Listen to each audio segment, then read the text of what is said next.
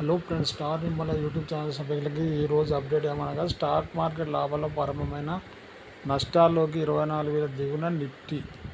దేశీయ stock market సూచీలు నష్టాల్లో ముగిశాయి. సెన్సెక్స్ 166 పాయింట్లు, నిఫ్టీ 63 పాయింట్ల చొప్పున నష్టపోయాయి. దేశీయ స్టాక్ మార్కెట్ సూచీలు మరోసారి నష్టాలు ముగిశాయి.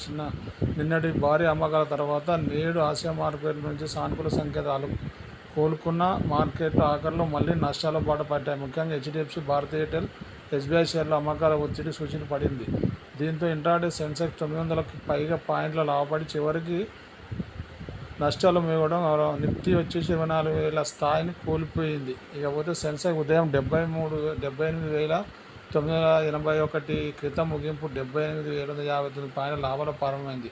ఇంట్రాడేలో 78,496, 79,852 మధ్య చెల్లించి సూచీ చివరకు 166 పాయింట్ల నష్టంతో 78,590 వద్ద ముగిసింది. నిఫ్టీ సైతం 63 పాయింట్ల నష్టంతో 23,992 వద్ద స్థిరపడింది. ఆరోతో రూపాయి మార్క విలువ 83.80 ఉంది. సెన్సెక్స్లో Bharti Airtel, Mahindra and Mahindra, SBI, HDFC bank, Titan షేర్లు నష్టపోగా JSW steel, tech Mahindra, LNT, Hindustan Unilever, HCL technology షేర్ల లాభాల్లో ముగిశాయి. అయితే అంతర్జాతీయ మార్కెట్లో బ్రెంట్ క్రూడ్ చమురు వచ్చేసి $76.46 డాలర్లు, బంగారం ఔన్స్ వచ్చేసి $24.53 వద్ద ట్రేడ్ అవుతుంది.